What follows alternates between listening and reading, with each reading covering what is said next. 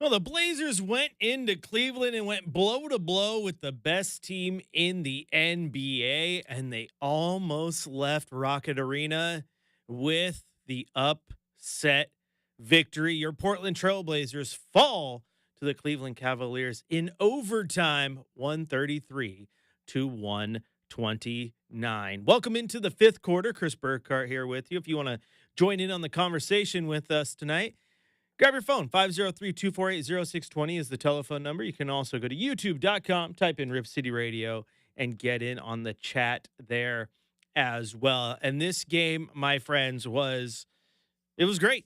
It was great. As our Sean Hyken said in his post-game recap available on our social media over at 620 Rip City Radio, you can chalk this up as probably the Blazers' best loss of the year. Like, yes, they lost this game, but they did. They went toe-to-toe with, record-wise, the best team in the NBA. Cleveland, with the win, now has their third 10-game win streak of the season, which is pretty impressive. But in this one, it was great. The Blazers did a lot of good, and then there's some things that they'd obviously need to work on. We'll get into those throughout this game. Like our keys to the game, what were they? I needed this team to be very, very aggressive on the glass because Cleveland is a good rebounding team, and especially when you don't have DA and Robert Williams, you need to be aggressive. And their total rebounds, they had 46. Cleveland had 47, so they did good there. The other thing I needed them to do to have a key to victory in this one was to be very aggressive defensively on the three-point line. And they were for the first chunk of the game, and then it started to fall off. Cleveland got hot. They ended up 19 of 46 from beyond the arc, 41%. And really, in a game that is decided by a whole 4 points, those three-point shots came up huge. I mean, both teams went to the line 35 times, so there wasn't a free throw discrepancy at all that impacted this game. Cleveland made 30 of their 35 shots. Portland, who has been very bad at the line as of late, hit 31 of their 35. So you can start chalking this up. Cleveland made 42 shots. Portland made 42 shots. Okay, so what's the difference? Does Cleveland go in and win by 4 points? Well, they outshot the Blazers from three. So it's almost as if sometimes our keys to the game are right. Sometimes they're wrong. Sometimes they're right. And I think they were right in this instance. But the Blazers, truly, I thought they came out strong. They got out to an early 18 to the 11 lead. Cleveland missed their first 7 shots. They were struggling. 7-point lead at that time. That was the largest lead for the Blazers. They were up 27 to 24 after one. Shaedon Sharpe, continuing his hot play, had 7 points in that first quarter. In the second quarter, Cleveland would try to mount a comeback defensively. I thought Portland was good. And then they ended the second quarter on a 15 to nothing run, made it 54-42 going in to the halftime locker room. That 12-point lead was the largest of the night for Portland. At halftime, Tumani Kamara had 12 points, 3 rebounds, and 4 steals. Shaedon Sharpe had 9 points. Scoot Henderson, 11 points, 3 rebounds, 2 assists. And Denny Avdia, 8 points, 5 rebounds, and 4 assists. And now the Blazers would continue to try to get out there. Like I said, at halftime, that 12-point lead was their largest lead. Well, they eventually pushed that lead to 18. That was their biggest lead of the night. But they could not hold on as Cleveland started to get hot about midway through the third quarter. In the fourth quarter, they outscored Portland 40 to 30. And that 30 spot, you could say that's still a good offensive performance for Portland, but the defense just could not get the job done. And again, they go to overtime. Now, Portland had their chances, right? I mean, you look at the situation in overtime. They were outscored 14 to 10 by Cleveland, but you look at late, you have a chance to get Shea the ball on the lob, but it's a bad pass from Tumani Kamara. Quite frankly, I think if he would have thrown it earlier and thrown it at the rim, you might have had a quick lob attempt on that out of bounds play because Shea had a step. But you get the turnover there. Sharpe gets back and gets the steal, gets a crossover, gets a chance at the rim, misses it. Dwap Reith gets the offensive rebound, kicks it out to Denny. Denny takes a 3 and misses the 3 for the lead, and that was all she wrote for the Blazers again as they fall 133 to 129. So the good in this one was, Shea looked good offensively for large chunks of the night. Scoot Henderson had a solid game. Denny Avdia, Tumani Kamara, you can go down the list. The bad was this game hinged on A, that 3-point defense, but B, I thought that they also lost a little bit with Donovan Clingan. Donovan Clingan only played 11 minutes in this one due to foul trouble. He picked up his 5th foul after playing just 46 seconds in the third quarter, checks in late in the fourth, plays a minute and 13 seconds, and picks up foul number 6. So without him on the floor and not having his rebounding, it's even more impressive that they were able to keep pace with Cleveland on the glass. So again, lots to like there. Denny Avdia, big reason for that. 12 rebounds, 10 assists, 30 points. His first career triple-double. First triple-double for a Trailblazer since Damian Lillard did it in 2023. He also had a career high 13 free throw attempts, hit all of them, 13 of 13 from the line. And I was texting a buddy during the game. One thing I love about Denny is the fact that in Denny, they finally have someone who's not afraid to get to the rim and get contact and get those free throws. Portland, again, they had 35 free throw attempts tonight. Denny Avdia had 13 of them. That's a good chunk of those free throws right there, and a good pace that he's setting. Anthony Simons had another 7. Outside of Delano Banton, Chris Murray, and Jabari Walker, every other player hit a free throw in this game, or at least attempted one in this game. So, again, lots to like. I love the fact that they went into Rocket Arena, which is an objectively terrible name for an arena. Why would you just take away the mortgage part of that and change your name? And now your arena is named after another team in the NBA. But imagine if the Blazers played at Laker Arena, because Lakers LLC was a mortgage company or something. That'd be weird. Sponsorships are crazy. But the point is, they went in, and even though the Cavs didn't have Donovan Mitchell tonight, still a great team. Still a great team. And Portland took every single punch they had, and that's something that I think you can definitely hang your hat on if you're the Blazers. Looking at the Cleveland Cavaliers side of things, Evan Mobley had 20 points, 8 rebounds, 32 points from DeAndre Hunter. He also had 7 rebounds, 12 points from Jarrett Allen. Darius Garland had 13 points and 7 assists. Max Strus had 14 points, but 6 of them came late in the fourth quarter overtime. When he hit some huge 3-pointers, like he hit his shots when they needed him the most. So you got to give him credit there. And then Ty Jerome had 25 points off of the Cleveland Cavalier bench. On the Blazers side of things, Toumani Camara, 19 points, 5 rebounds, 2 assists, 4 steals, all of those coming in the first half. Denny Avdia, 30 points, 12 rebounds, 11 assists, his first career triple-double.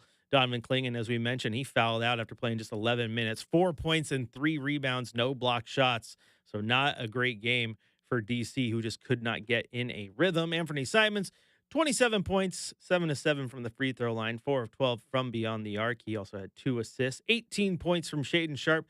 Scoot Henderson off the bench, 15 points, 6 assists, and 4 rebounds. My favorite part of the stat line, just 1 turnover against a good defensive team. That is the Cleveland Cavaliers. Dwap Reith also getting some run in this one for a team that was A, already down a couple centers, and B, basically down an extra one when Donovan Clingan is dealing with foul trouble. He played 20 minutes. He had 7 points, 5 rebounds, that huge offensive rebound late. Denny Avdia just wasn't able to hit that 3-pointer. And I love the fact that he took the 3-pointer myself. I know there are some people who are in the camp of, you got to go for the tie and then get a defensive stop. You weren't supposed to be there. Like, you were not supposed to be in a situation to beat the Cavs. Like, if you were going to beat the Cavs, it was going to be an upset of all upsets.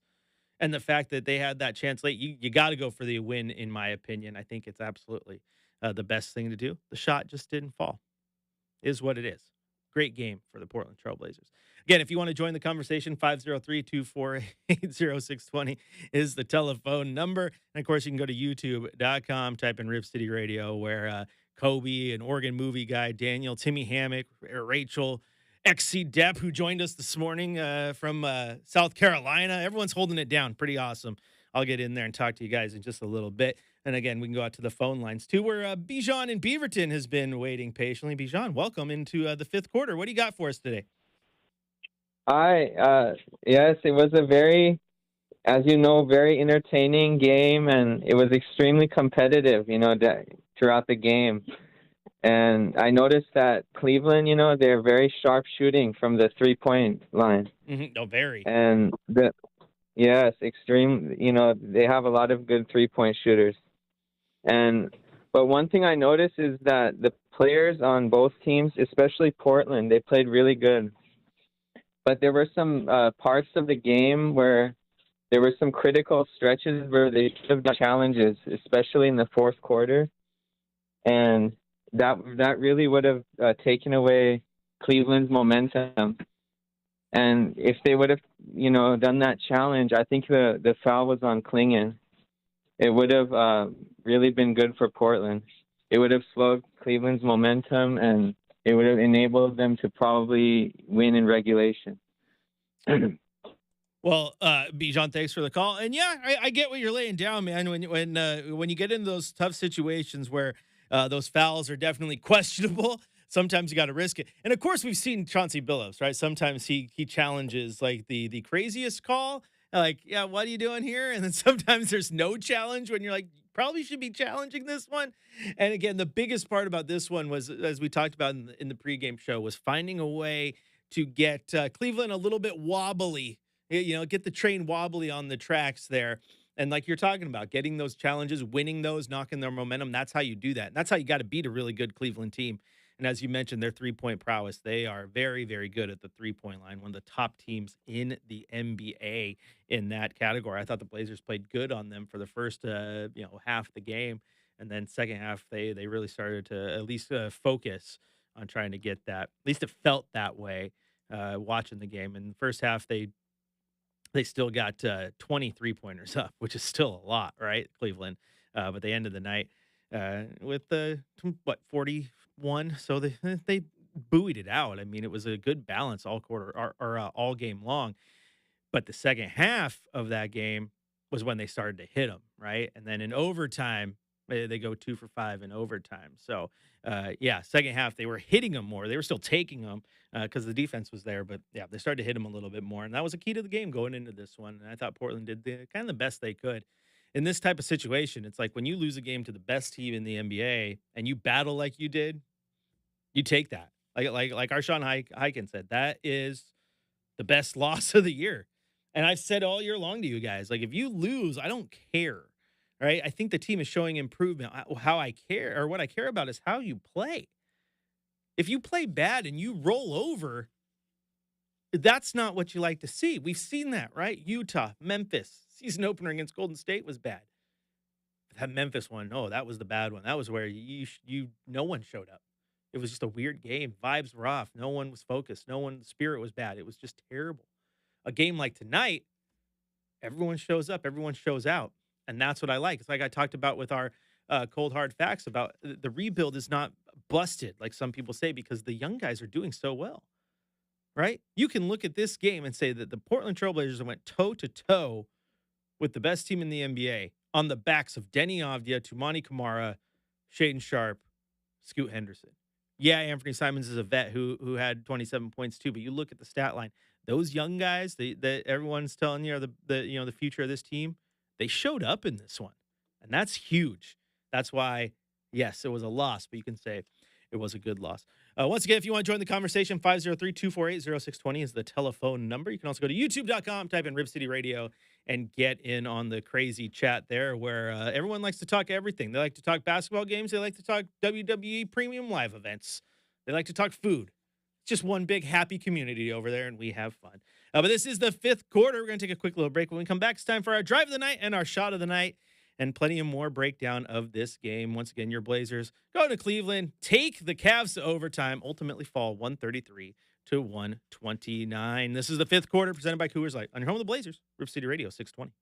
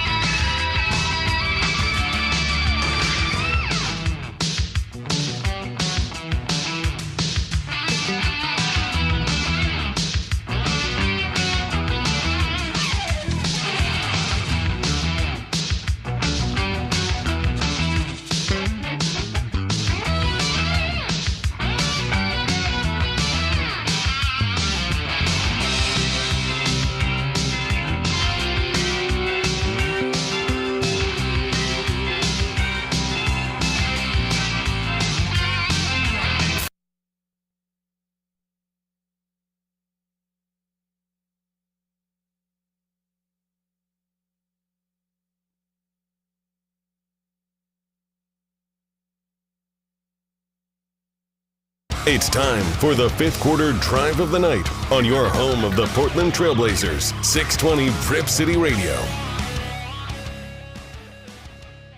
Denny on the drive, stops, spanks it in, and another foul. 29 points for Denny Avdia. It's time for the fifth quarter shot of the night on your home of the Portland Trailblazers, 620 Rip City Radio. Now to Denny. Looks to the corner for Kamara, drives the baseline, slips through, kicks it to Henderson. Pass is deflected, but Avdia taps it right back to Scoot with 2 to shoot. Puts up a prayer of a 3 and banks it in! Scoot Henderson's prayer was answered, and the Blazers lead it by 18. And there you have your drive of the night and the shot of the night, courtesy of super producer Brenden back there, pushing all the buttons. Welcome back into the fifth quarter. Chris Burkhardt here with you. Follow me on social at Chris J. Burkhardt. You can follow Brenden over at B_slot. And, of course, make sure you're following us as a station at Rip City Radio 620 and all our socials as well. Once again, the Blazers fall to the Cavaliers tonight, 133-129. A great game, quite honestly. They went into Cleveland on a day where, to quote Dante Hicks from Clerks, like, I'm not even supposed to be here today, right? Well, the Blazers weren't supposed to be there. That is, they weren't supposed to be in a position to win that game, right? I don't think a lot of people thought they were going to be competitive. We talked about it in the pregame show that they went in and, yeah, they won 4 straight, but they were against 4 of the worst teams in the league. It's going to be a really good test for them to face one of the best teams in the NBA, the best team in the NBA record-wise. Like, how do they fare? And I said it in the pregame show. I didn't care about the win or loss. It was how they did those little things, how they rebounded, how they defended, how they attacked the rim offensively. I thought they did pretty much everything they could in this one. Quite frankly, I mean, you can look at the turnovers and all that. Portland had 20 of them as a team. But I did think that you can kind of say it was a kind of a perfect game for the Blazers. Now, again, yes, DC getting in foul trouble is not good, and some of the late game lapses, but those are to expect. Like, those things can happen throughout the course of an NBA basketball game.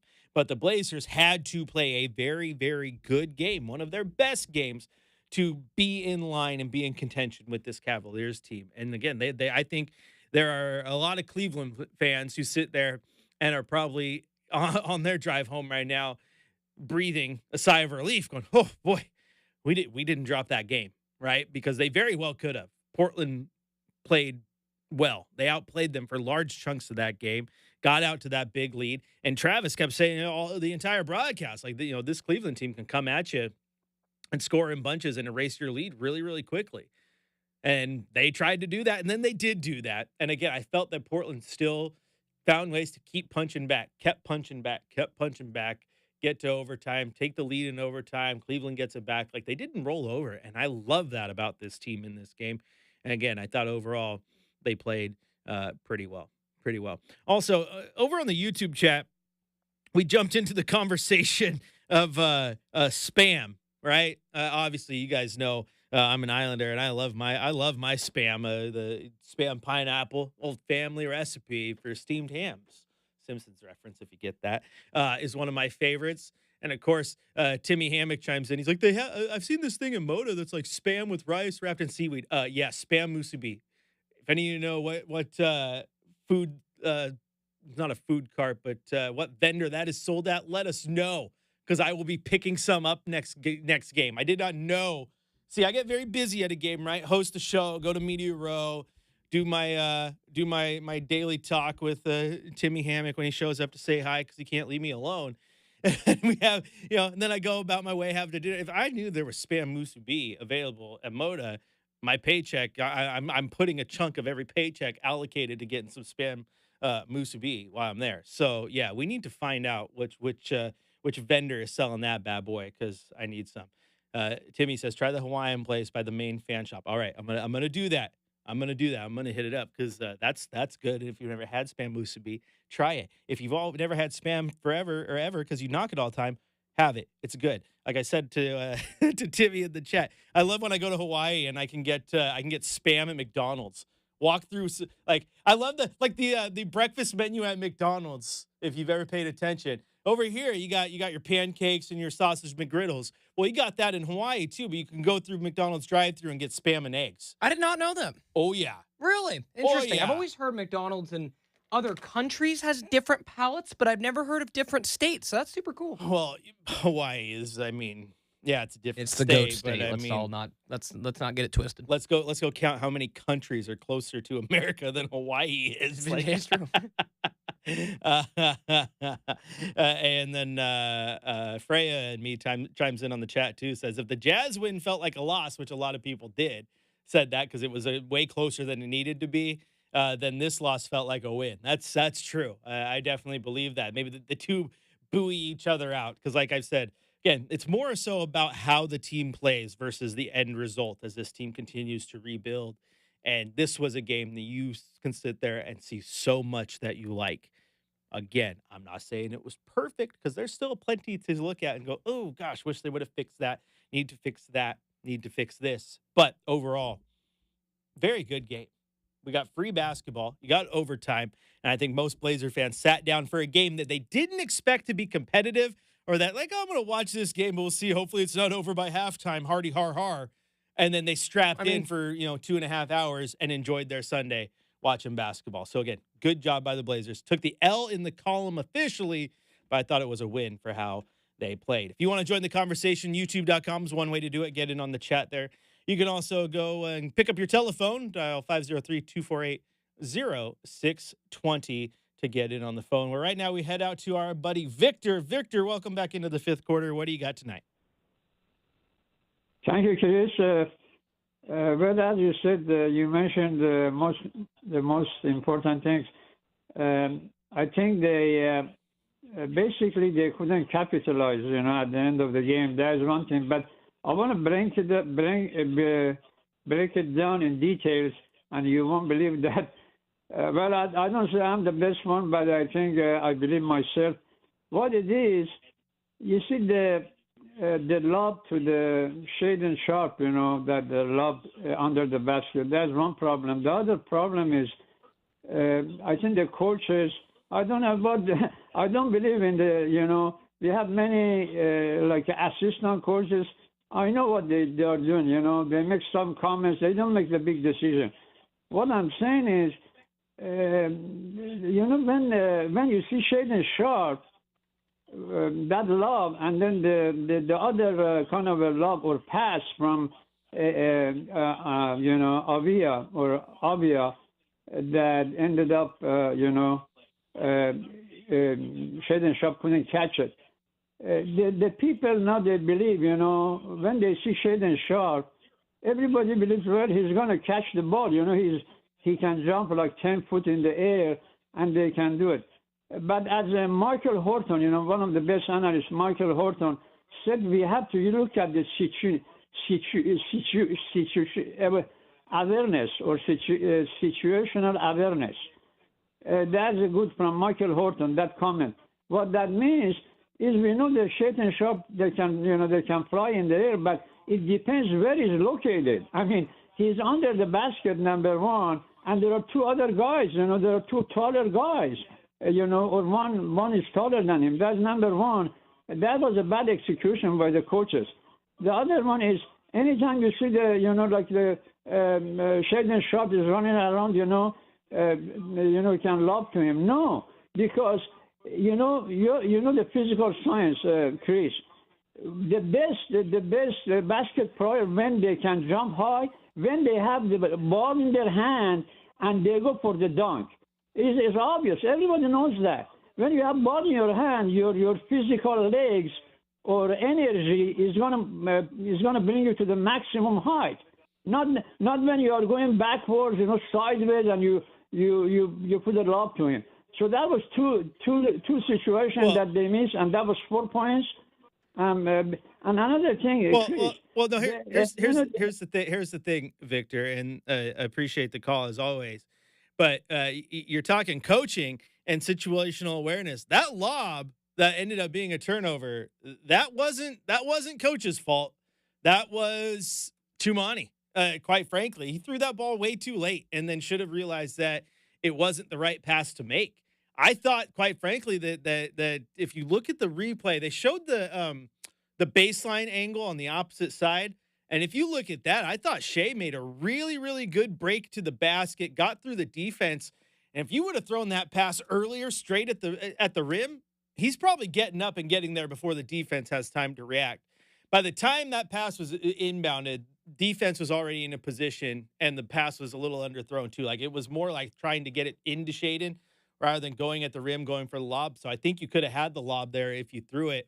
And again, when I talk about the good from this game, I even think that particular play is a good play because it's easier to watch the game film for a game that you played like this, right? Because you could see what you did well, but now you also have a chance to look at that play and specifically, okay, now we can look at this and see how can we improve that. And one thing that I felt like you didn't have in that play, at least Tumani wasn't necessarily looking for it, was your option B, right? You can't always look at option A. It's like when you analyze and pick on a quarterback for always locking on one receiver and not going through his progressions, right? Tumani needs to learn just a little bit to go through those progressions, and you need to get more off-ball movement on that left side. So if that shot's not there for Shea, you're not forced into him. You have Ant, you have Scoot, you have someone getting in, and perhaps those were there. But that execution of that play was a little bit more on Tumani specifically than it was the coaching staff. And of course, coaching staffs, I mean, they all have their reasons, right? You have big guy coaches, point guard coaches, developmental coaches. Also, fun fact for those of you who didn't know, I mean, Ryan Gomes is on this coaching staff, player development coach. Who knew, right? Some people did, the ones who paid attention. But even then, even when you pay attention, it still throws you off. Like, aha, Ryan Gomes, look at that. Look at that. But no, so I think that one was a little more on Tumani. It's a good point you're making, of course. I like where your head's at there. But I do think that one was just a little bit more on the execution of the play, more so than the play drawn up by coach itself. Because, again, you watch that baseline replay, it does look like there was an opening. They just didn't take advantage of it. All right, let's head across the Columbia to our friends in Vancouver, where Charlie's waiting patiently. Charlie, welcome into the fifth quarter. Hey, I just wanted to call and give a little grace to both the coaching staff and Tumani. I think it was on all Tumani needed to do was make a ball fake a little earlier to find out if that guy was going to help out. Good and call. when he did, actually the fault is Advia. Advia is needed, the guy who, if your man turns your back, you break to the basketball, to the spacing. Then everything would have fell into effect because whoever was taking away the guard out top would have had to sag down and help for Advia getting the ball, and then that kick out would have been open. So I don't even think that was a lack of preparation by the coaching staff as far as having a second option. It's just player execution and reading it. Advia had to read that he had to make that cut, or otherwise everything's gone. Because if Tumani tries to throw it cross court to Avia where he was, a good guard in the NBA, no matter what his spacing is going to steal that pass. Yeah, no, absolutely. Yeah. And before you go to your next point, Charlie, like, yeah, I would absolutely agree. When I say I'm putting it on two, just in that situation, is because I do think when he did finally attempt to make that pass to Shea, it was just a little too late, and then you got to look for those other avenues. But again, if those avenues aren't being run properly, to your point with Denny, then exactly where is the avenue? You know what I'm saying? So again, that's why I don't think it was coaching, as Victor was saying. I think it was more on the player execution in that moment. But the point you make about making sure those cuts and knowing where your defenders are, it's a very, very good observation. Thanks. I'd love to see Chauncey take a chance. I saw him jumping around and pointing at the assistants because it happened really quick when the ball was knocked out of one of our guys rebounding the basketball's hands, and they gave it to Cleveland. And that was a key. Yeah. Man, we're in the fourth quarter. Let's use that. Because it wasn't one of those situations where, okay, it's going to be a jump ball if we win it. It's going to be our ball if we win it. And momentum was really changing hands. I did not see the first half, I'll tell you, to be honest.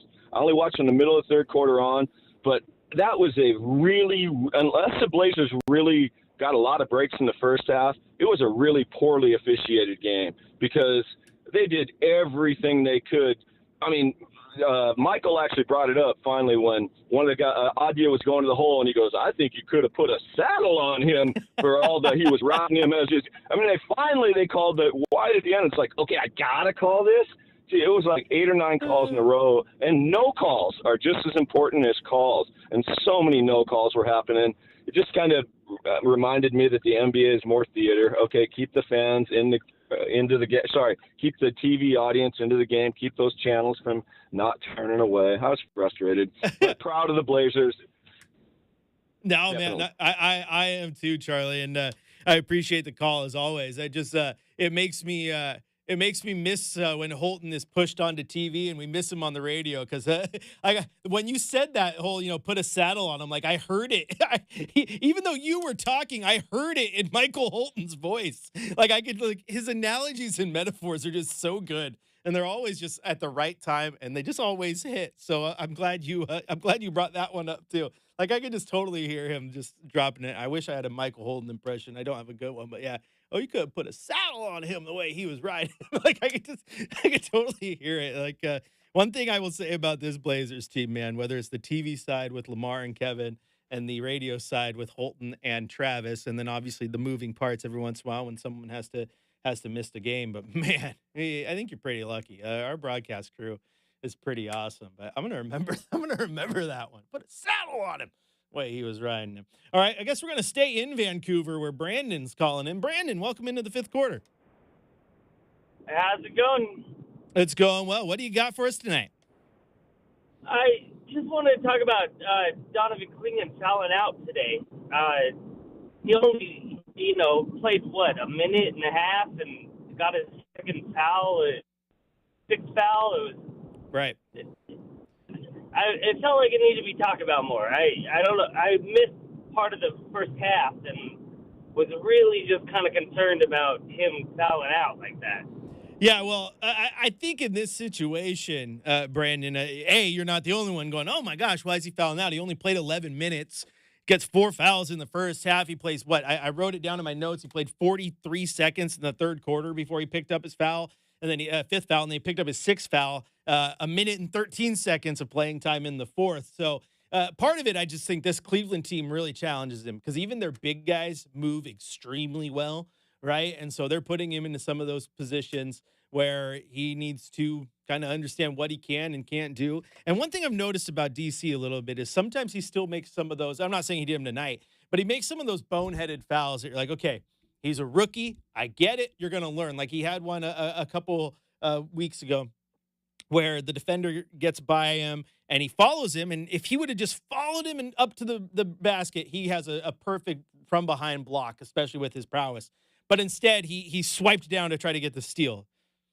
7-footers don't really get a lot of steals, right? I mean, it's just a dumb play, rakes him across the arm, picks up a foul. So he needs to just be a little smarter with that. But to the point, Brenden, of how he picked up the fouls or what have you, it had an impact on this game. I mean, because then they had to go to Reed. They had to play a lot of small ball. And when you got guys like Jared Allen, who moves well for a big man, Mobley, who moves extremely well for a big man, they're going to put Donovan Clingan to the test. And I think also Cleveland is smart enough to know, let's look at this team. Their defensive anchor in the paint is Donovan Clingan. They have nobody else behind him in this game. Robert's out. DA is out. Jabari is their small ball center, but he's not the defensive guy. Dewap Breathe is also a small ball center because he's only like 6'9", but he's more of an offensive guy. We're going to attack. And they put him in position to pick up those fouls. And needless to say, rookie took the bait, right? So this is also kind of, even with the Tumani play we talked about earlier, you're going to be able to take this to DC, and he's going to learn from these things. I don't think that fouling out is going to be a problem in the long run for DC. I do like that he's being aggressive. He doesn't play timid, which is great. But no, you got to get into situations where you know what you can and can't do. You got to know your foul situation. I mean, getting the fifth foul in 40 seconds, the sixth foul in a minute, yeah, you got to be a little bit better than that. They needed him on the floor for more than I think it was like a minute and 59 seconds or something like that he played in the second half altogether. Exactly, a minute and 59. Yeah. So, yeah, they needed him on the floor more than that. You're absolutely correct in that aspect. Because it could have had a big impact on this game. I mean, he only gets 0 points in the second half because obviously he only got those 2 minutes for the game. He scored just 4 points, had 3 rebounds. They need more from him in that situation. So yeah, you're spot on. We talked about it a little bit in the first half of the show, and talking about it again right now. They can't afford that. And I think a lot of that again is just the rookie who's going to learn. He's going to absolutely learn what he can and can't do in some of these situations. And, of course, I don't like it. You don't like it. Charlie talked to me about the officials, so I know he doesn't like it. The whole idea of, that's a rookie call. I also hate that. If it's not a foul for the other 80% because they're vets, it's not a foul because he's a rookie. Is it, what, a ref's hazing him? Is that a thing? Because if it is, it's stupid. A foul is a foul. Doesn't mean who commits it. Doesn't matter. We'll see. They do officiate him a little bit differently. Big guys in general tend to be officiated differently. I always hate that, like, Nikola Jokic can get absolutely hounded for 48 minutes and people don't call fouls against him. Oh, yeah. Well, he's just bigger than everybody else, so he can take punishment. Yeah. And then look at his shoulder. His shoulder's always bruised and scratched up because he gets beat on during the entire game. Oh, that's okay, though, because he's bigger. Oh, so if it's a foul, if I did that same thing to Scoot because he's not 7 feet tall, okay, checks out. But no, appreciate the call, Brenden, as always. All right, we're going to take a quick little break here. When we return, we're going to head to the coach's corner, hear what Coach Billups had to say after this loss. We're going to hand out our game ball. I wonder who could get that one, because that's a landslide of a pick. And we're going to put a little bow on this one because, you know what? We got to be right back at it tomorrow as the Blazers waste zero time as they have a back-to-back. That's right. They took the Cavs on tonight, and they will take on the 76ers tomorrow. This is the fifth quarter presented by Coors Light on your home of the Blazers, Rip City Radio, 620.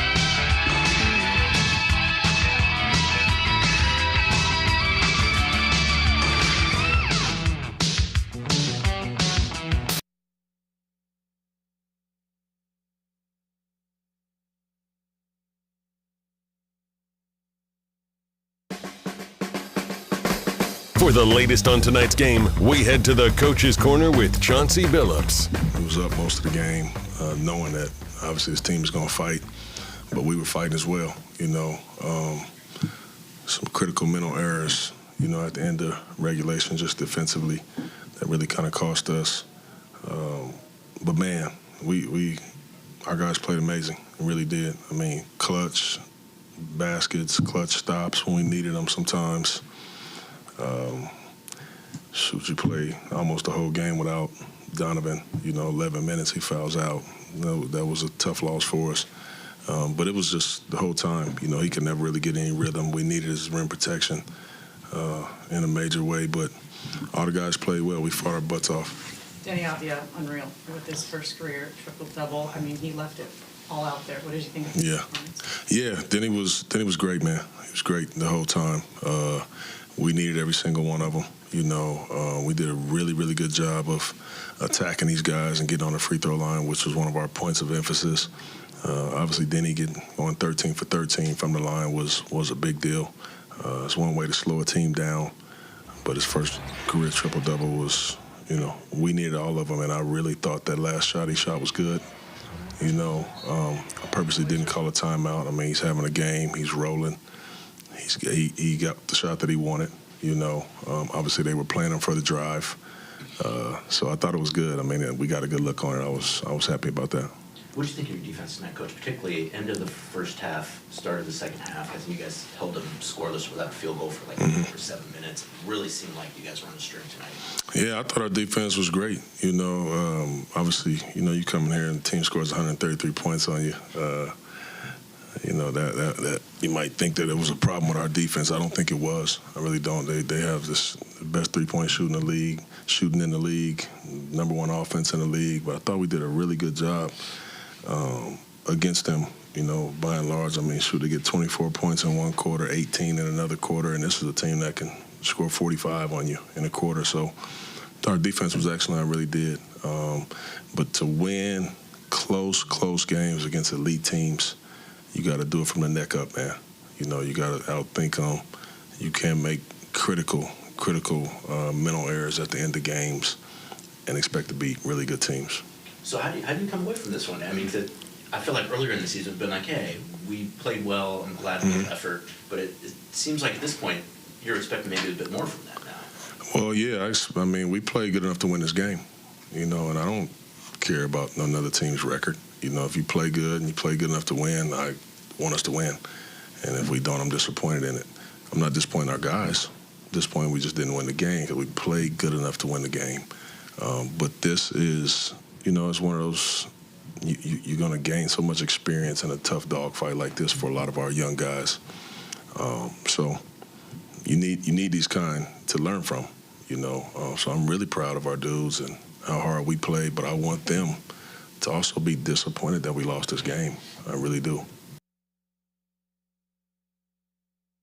Who is the MVP tonight for the Trailblazers? It's time for Game Balls on Fifth Quarter.